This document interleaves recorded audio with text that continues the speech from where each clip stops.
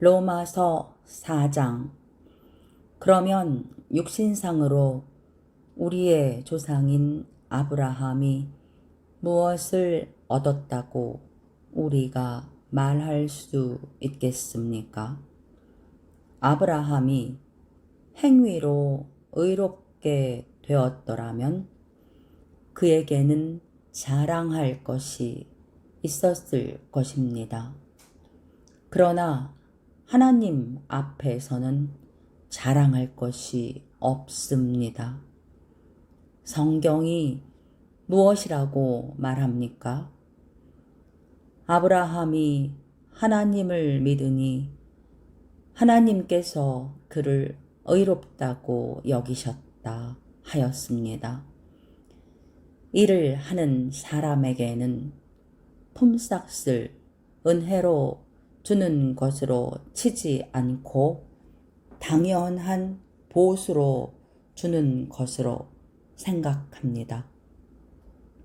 그러나 경건하지 못한 사람을 의롭다고 하시는 분을 믿는 사람은 비록 아무 공로가 없어도 그의 믿음이 의롭다고 인정을 받습니다. 그래서 행한 것이 없어도 하나님께서 의롭다고 여겨주시는 사람이 받을 복을 다윗도 다음과 같이 말하였습니다. 하나님께서 잘못을 용서해 주시고 죄를 덮어 주신 사람은 복이 있다. 주님께서 죄 없다고 인정해 주실 사람은 복이 있다.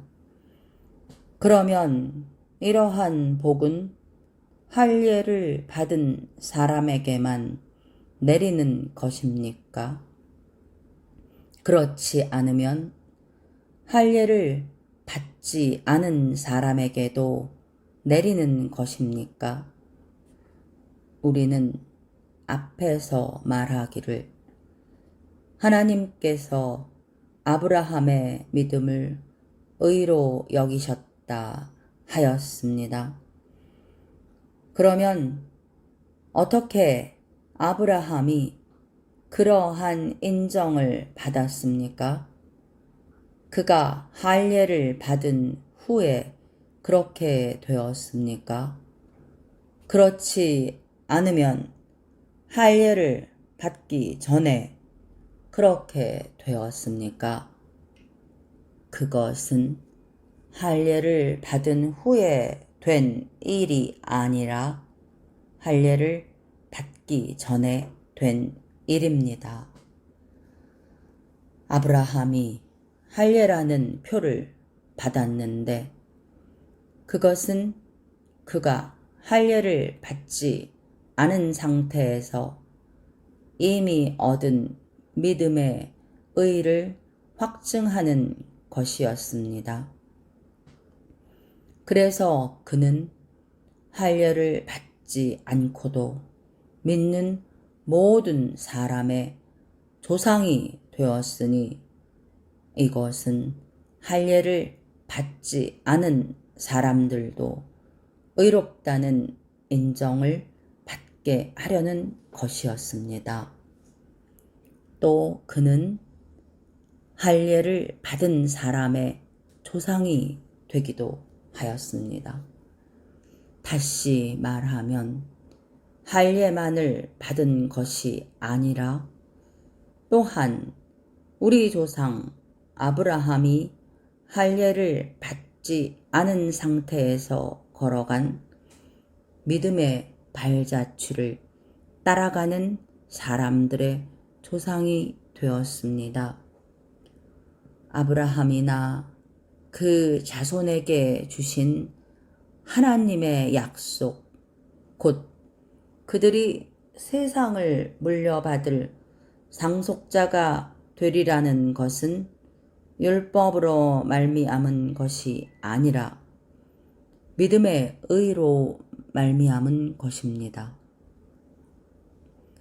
율법을 의지하는 사람들이 상속자가 된다면 믿음은 무의미한 것이 되고 약속은 헛된 것이 됩니다. 율법은 진노를 불러옵니다.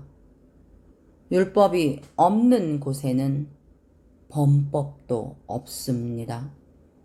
이런 까닭에 이 약속은 믿음에 근거한 것입니다.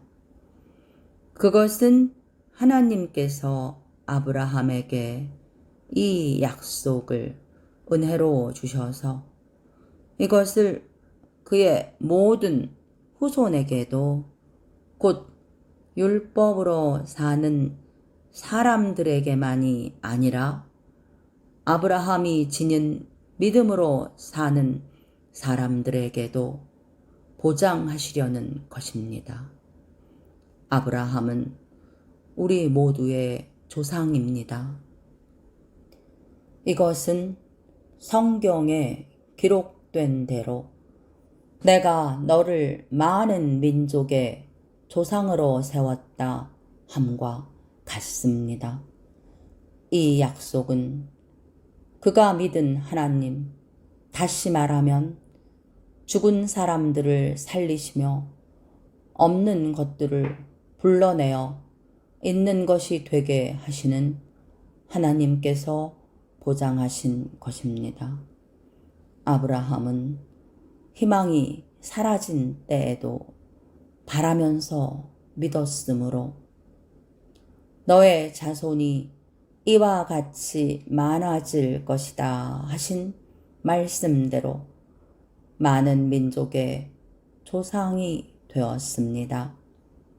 그는 나이가 100세가 되어서 자기 몸이 이미 죽은 것이나 다름없고 또한 사라의 태도 죽은 것이나 다름없는 줄 알면서도 그는 믿음이 약해지지 않았습니다. 그는 하나님의 약속을 믿고 의심하지 않았습니다. 오히려 그는 믿음이 굳세어져서 하나님께 영광을 돌렸습니다.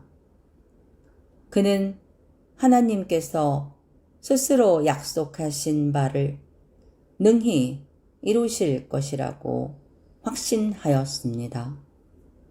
그래서 하나님께서는 이것을 보시고 그를 의롭다고 여겨주셨습니다.